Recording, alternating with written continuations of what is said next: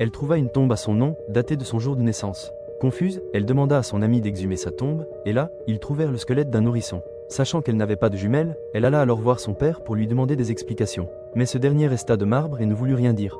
Comprenant que quelque chose se trame, elle sortit les vieilles cassettes de sa défunte mère, espérant retrouver des réponses. Elle vit alors sa mère qui a failli l'étouffer avec un coussin, et pleura sur le coup.